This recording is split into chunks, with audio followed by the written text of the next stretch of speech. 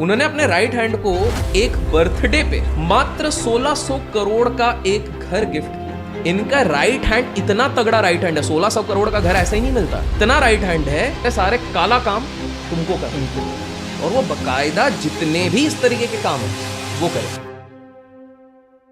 हमारे देश के सबसे एथिकल ग्रुप के एथिकल चेयरमैन ने आज से 12 साल पहले हमारे देश के उस समय के सबसे रिचेस्ट व्यक्ति पे एक एलिगेशन लगाया और ये इंटरनेशनल मीडिया के सामने लगाया। क्या लगाया और वो कौन बंदा, उसका भी नाम कमेंट में गेस कर लेना, इजी है यार इसलिए बोल रहा हूँ। हाँ। उस पे एलिगेशन लगाया कि भाई तुम इतने बड़े घर में रह रहे हो, इतने मालों की बिल्डिंग में तुम रह रहे हो, इससे बेटर है गरीबों को दान कर देते। ये कितने ज्यादा कैपिटलिस्ट लोग हैं, मटीरियलिस्टिक लोग हैं, और हम तो इंडस्ट्रियलिस्ट हैं। हम चैरिटी कर रहे हैं। अब एक बात बताओ, अब थोड़ा सा सिंपल सा मैथ्स करते हैं, ऑड लगेगा लेकिन सिंपल सा मैथ्स करते हैं। 48,000 स्क्वायर फीट का अगर घर है और उसमें 10 लोग रह रहे हैं तो पर इंडिविजुअल करीब करीब 4800 स्क्वायर फीट में रह रहा है, करेक्ट?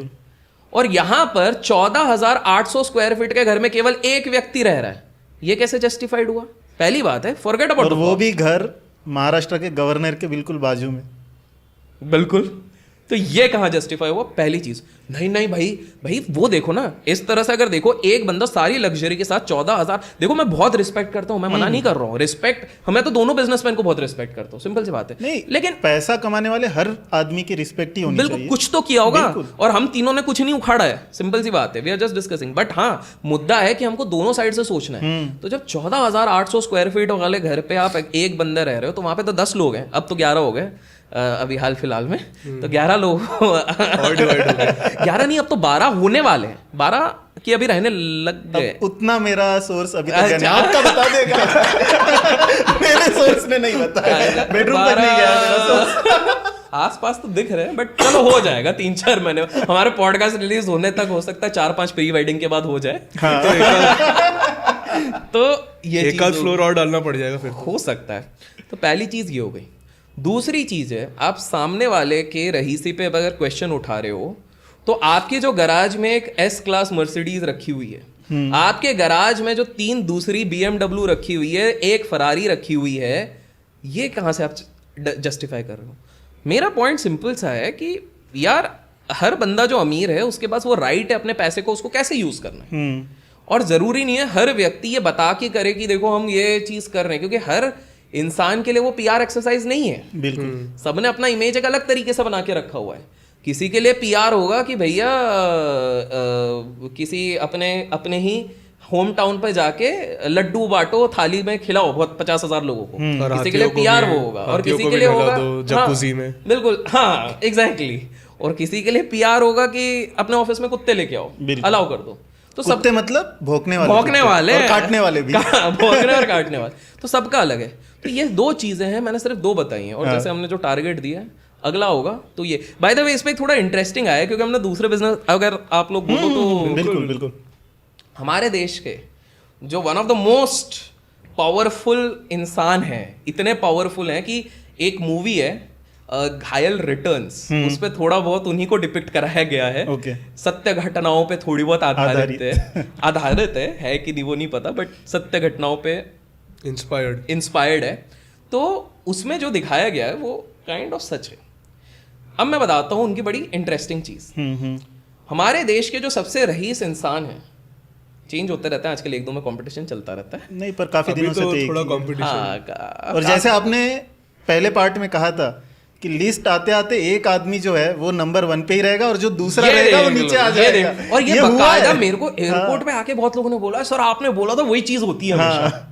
मैंने बोला भाई ठीक है, थोड़ा बहुत हो जाता है सोर्सेस। अच्छा, इस पर जाने से पहले मैं एक बता देता हूँ, क्योंकि आपने बोला वो जो बड़े बिजनेसमैन है जिनका काफी अच्छा नाम है, पैसा बहुत है और जनरेशन से पैसा है, आपने कहा हालत टाइट हो गई थी। ये मैं आपको सच्ची बात बता रहा हूँ, क्योंकि उनको बुलाया था संसदीय टीम ने, संसदीय कमेटी में। और उस संसदीय कमेटी में जो पार्लियामेंट में हमारे पहचान वाले वो बैठे हुए थे और वो थे उस कमेटी में। हालत टाइट थी भैया, हालत टाइट थी, पसीना पोंछ रहे थे बाहर रूम के, इतनी ज्यादा हालत टाइट थी। होता है यार, बियॉन्ड सर्टन पॉइंट गेम अलग हो जाता है, it is not about money, कोई दूसरी चीज पे। तो इस चीज पे मैं आता हूँ, ये बड़े इंटरेस्टिंग है। हमारे देश के one of the most powerful इंसान, बहुत धनी पैसा है उनके पास, बहुत ज्यादा पैसा है, मतलब इतना पैसा है कि अगर हम तीनों को अडॉप्ट कर ले तो हम माइंड नहीं करेंगे उस तरीके से। तो मैं आप लोगों को बता दूं, जोक्स असाइड, हमारे देश में जिनके पास सबसे ज्यादा पैसा है उनके एक खास चीज है, उनका एक राइट हैंड है। उन्होंने अपने राइट हैंड को एक बर्थडे पे मात्र 1600 करोड़ का एक घर गिफ्ट किया था। बस 1600 करोड़, इतना मतलब ये दोस्ती यारी में तो कर ही लेते हैं। आपके कमेंट्स में आप पूछ लो कि भैया अंकित मेरे को करने वाला, अंकित तो बिल्कुल यार, अरे हम एक गिव अवे कर देंगे। अरे तो आपको क्या लग रहा है वो बाहर किडनी का ऑपरेशन क्यों करा रहा था? हाँ इसी के लिए। तो हमारे देश के सबसे धनी इंसान ने 1600 करोड़ रुपए का गिफ्ट उनके एक राइट हैंड को, राइट हैंड मतलब उनके एक बहुत ही घनिष्ठ मित्र को किया था। मैं उनका नाम नहीं लूंगा, लेकिन आप रिसर्च करके निकाल लोगे। हिंट दे देता हूं कि हमारे देश के एक बहुत बड़े पॉलिटिशियन का सरनेम और उनका सरनेम सेम है। बहुत बड़ा हिंट दे दिया है, बट ठीक है। अब मैं सब बहुत इंटरेस्टिंग किस्सा आप लोगों को बताता हूँ। तो भैया एक पार्टी हो रही है बढ़िया वाली, उस पार्टी में कौन कौन है? उस पार्टी में रणबीर कपूर, उस पार्टी में शाहरुख खान, उस पार्टी में अच्छे सेलिब्रिटी हैं, लेकिन सारे नहीं है, ये 2-3 ही मेन सेलिब्रिटी हैं।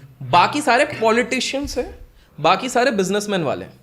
और ये लोग इन लोगों को भाव तक नहीं दे रहे, मतलब शाहरुख खान और रणबीर कपूर तक को भाव नहीं मिल रहा है। ठीक है, इधर से बड़े लेवल का मामला बड़े लेवल का है, बात चल रही है बढ़िया। अब इतने में क्या हो गया कि उनकी एक अलग अलग उनके डिपार्टमेंट है, फैला हुआ कारोबार है ना इनका। तो जो मेन व्यक्ति है, जो सबसे रिचेस्ट व्यक्ति है, उनको डांट लगानी है एक जन को। ठीक है, वो क्या करते, भरी सभा में खाते पीते सब चल रहा है, बढ़िया माहौल जम गया, सब इधर है। उसके बाद वो अचानक से रूम के बाहर जाते हैं, वॉशरूम जाना होगा, जहीं पर भी उनको जाना है, वो उसके लिए निकल गए। इतने में इनका राइट हैंड आता है और पब्लिकली उस डिपार्टमेंट के हेड को माँ बहन की गालियां देता है। बिजनेसमैन दे रहा है ये गालियां, बिजनेसमैन बाहर गया है, राइट हैंड दे रहा है, राइट हैंड माँ बहन की गालियां, खतरनाक, पब्लिकली सुना रहा है, साला तुम लोग ये कर रहे हो, हमको ये रिजल्ट चाहिए, वो चाहिए, ये वो। ठीक है, 15 मिनट बाद वापस बॉस आ जाते हैं, गालियां खत्म, सारी चीजें खत्म, आउटपुट 3 महीने बाद वापस सही होने लग गया। समझ रहे हो क्या हो रहा है? इनका राइट हैंड इतना तगड़ा राइट हैंड है, 1600 करोड़ का घर ऐसा ही नहीं मिलता, इतना राइट हैंड है कि वो बॉडी लैंग्वेज से इतना कुछ जानता है। उन्होंने मीटिंग पहले करके रखी है कि भैया इसका परफॉर्मेंस नहीं आ रहा, तो वो गुड कॉप बैड कॉप वाला जो गेम खेलना है, जब पार्टनर्स में खेला जाता है, तो भैया मैं बाहर जा रहा हूं क्योंकि मैं सबके साथ मेंटेन करके रखना चाहता हूं वो level of dignity and respect. मेरे सारे काला काम तुमको करना है, और वो बकायदा जितने भी इस तरीके के काम है वो करेंगे। बाय द वे, एक और चीज अब आप लोगों को नोट करवा दूं, बहुत कम लोग, हम लोग क्या होता है, पीआर से फ्लो कर जाते हैं। आप लोगों ने एक नोटिस करा है कि इनकी जो ये प्राइवेट वाली पार्टी होती है ना, इसमें यूजुअली सिर्फ 2 लोग कॉमन होते हैं फिल्म इंडस्ट्री से, 3 होते हैं कभी कभार, अमिताभ जी कभी कभी होते हैं, बहुत रेयर बट क्योंकि अमिताभ जी का अच्छा कनेक्शन था। हमने लास्ट पॉडकास्ट में किसके साथ था वो कमेंट कर लेंगे, उनके साथ था। लास्ट पॉडकास्ट नहीं देखा तो जाके देख लो, समझ जाओगे। तो और दोनों दूसरे हैं रणबीर कपूर और शाहरुख खान। और आपने एक चीज नोटिस करी, अभी हाल फिलहाल में जब किसी की प्री वेडिंग थी तो सबको पिकनिक की तरह बस में फेंक दिया था, बड़े बड़े स्टार्स को, लेकिन केवल 2 स्टार्स के लिए अलग से लग्जरियस कार भेजी गई थी। एक थे शाहरुख और दूसरे थे रणबीर, बिकॉज वो उनके बेटे के बहुत ही ज्यादा घनिष्ठ मित्र हैं। और इसलिए बहुत लोगों ने शायद नोटिस नहीं करा है, चाहे पूजा हो, आरती हो, चाहे प्री वेडिंग हो, पोस्ट वेडिंग हो, कोई भी कुछ कर लो, उसमें कटरीना कभी नहीं दिखती। ऐसा नहीं है कि कटरीना रणबीर के साथ नहीं दिखेगी, बहुत जगह दिखी है, लेकिन इस केस में नहीं दिखती। मॉरल ऑफ द स्टोरी है कि जो सबसे ज्यादा धनी इंसान है, उनके राइट हैंड ये सारी चीजें उनके लिए करते हैं। इनफैक्ट आप लोगों को बता दूं, अगर कोई इंडस्ट्री है जो बहुत तगड़ी परफॉर्म कर रही है और वो कॉम्पिटिटिंग इन नेचर है, तो यही राइट हैंड जाएगा, वो सामने ऐसा ऑफर देगा, क्योंकि उन्होंने अपने पिताजी से सीखा है, सामने ऐसा ऑफर देगा, मान लो आपका वैल्यूएशन 1 करोड़, बोलेगा 2 करोड़, कल के कल साइन करो, बेचो। मना कर दिया ना, 15 दिन बाद अचानक से आपके ऊपर रेड लग रही है, अचानक से आपकी कंपनी के ऊपर पुलिस इन्वेस्टिगेशन चल रही है, और आप इतने बुरे दलदल में फंस गए हो कि ऑटोमेटिकली खत्म होना है। तो ये उनका एक इतना खतरनाक तरीके का वो पावर हम बोल सकते हैं। देयर इज अ रीजन हम नाम नहीं लेते। तो ये उस लेवल का पावर होल्ड करते हैं हम जिनकी बात कर रहे हैं। एक और इन्हीं से एक रिलेटेड है, थोड़ा पीछे चले जाए क्या? बिल्कुल। हाँ, आप बस उससे पहले एक सवाल है मेरा, बिल्कुल। क्योंकि शादी की बात निकली थी। सब दिखे थे मेरे को शादी में, बच्चन खानदान नहीं दिखा था। मेरे तो सूत्र नहीं पहुंच पाए, आपके पहुंच चुके थे, मेरे को पता है। शादी तक आपके सूत्र पहुंच चुके थे, मेरे नहीं पहुंचे थे। देखो, इसका आंसर हमने इनडायरेक्टली 5 मिनट पहले दिया हुआ है।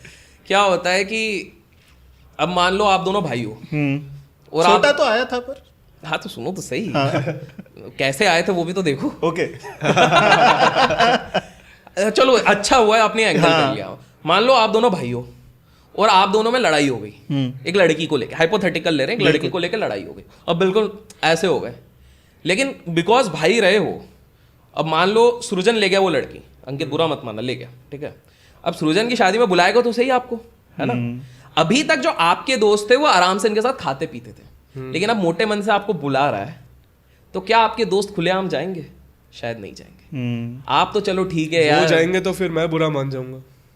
तो ये वाली चीज है कि आपने दोस्ती किसी और से ज्यादा अच्छी रखी है as compare to the other person. मुझे तो जाना पड़ेगा रिश्ते के नाते। हाँ, आपको तो जाना पड़ेगा, पर ना वो आपको क्यों जाना पड़ेगा पता है?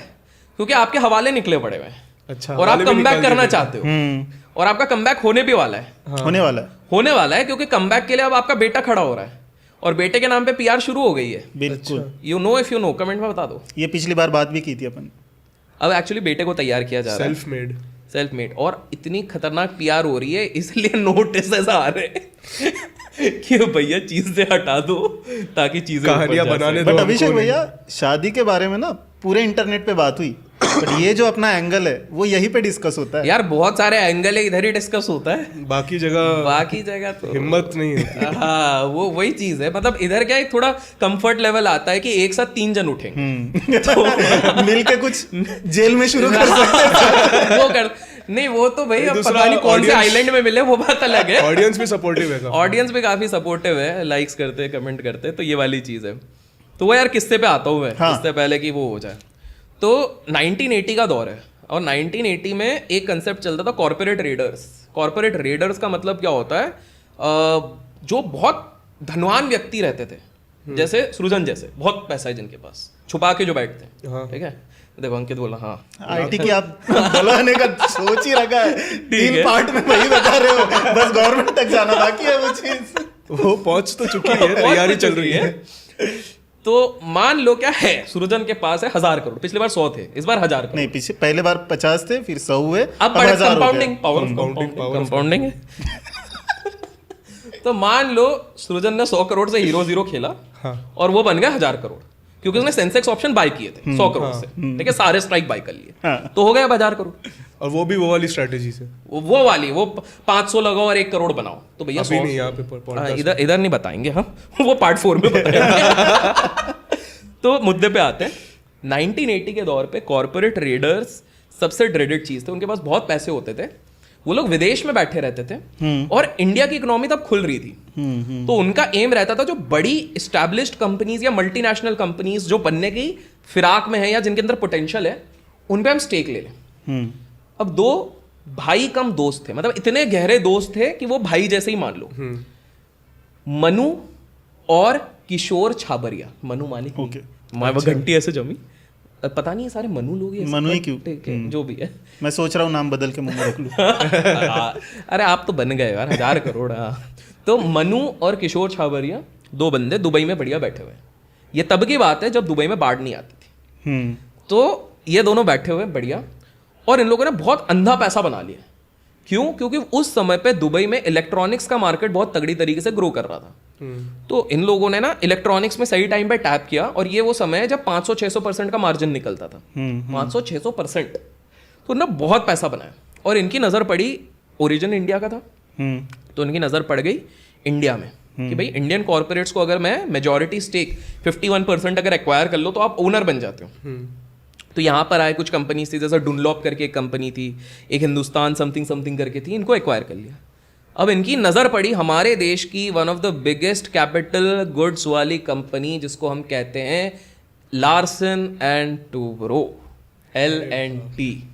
और ये वो समय है जब L&T was going through rough patch, मतलब सही थी, मैनेजमेंट बढ़िया, सब बढ़िया, लेकिन बोलते समय थोड़ा खराब था। हाँ, समय खराब था और इतना स्काई रॉकेट नहीं गए थे। आप सोचो ना, हम 80s की बात कर रहे हैं, हाँ, तब तो उतनी बड़ी भी तब नहीं थी, क्योंकि इतने इंफ्रास्ट्रक्चर प्रोजेक्ट कहाँ थे, वो तो 90s के बाद एक बड़ा दौर चला, तो इनकी नजर पड़ गई।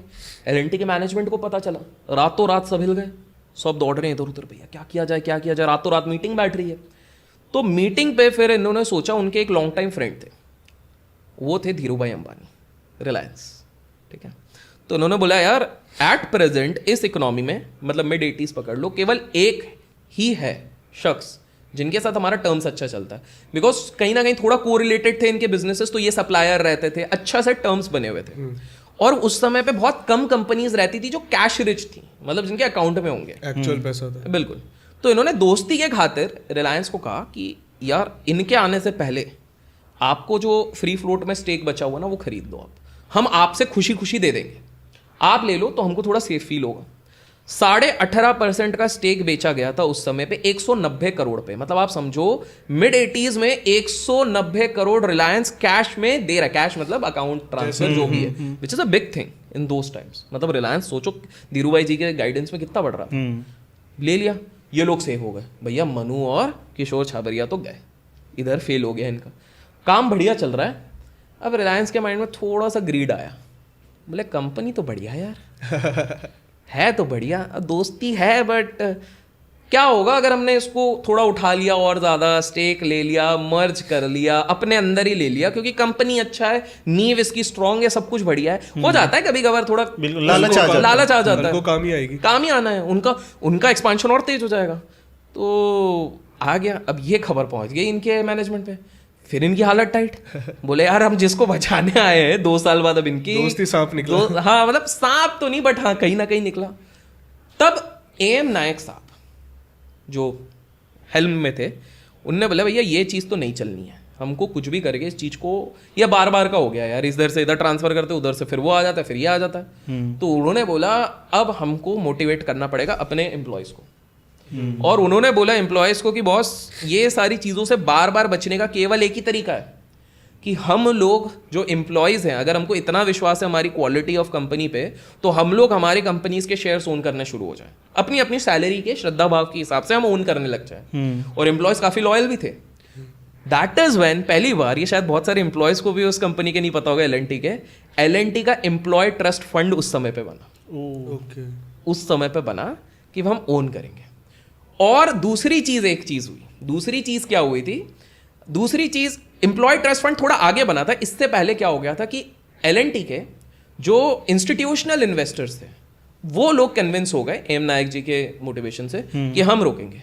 तो बहुत नेगोशिएशन चला, फाइनली रिलायंस को बोला गया, एक फाइनल रिलायंस एग्रीड कि 14 साल के लिए पैसा लॉक इन रहेगा, क्योंकि ऐसा भी नहीं होना चाहिए कि अब दाल नहीं बनेगी अपन निकल लिए। 14 साल के लिए लॉक इन रहेगी।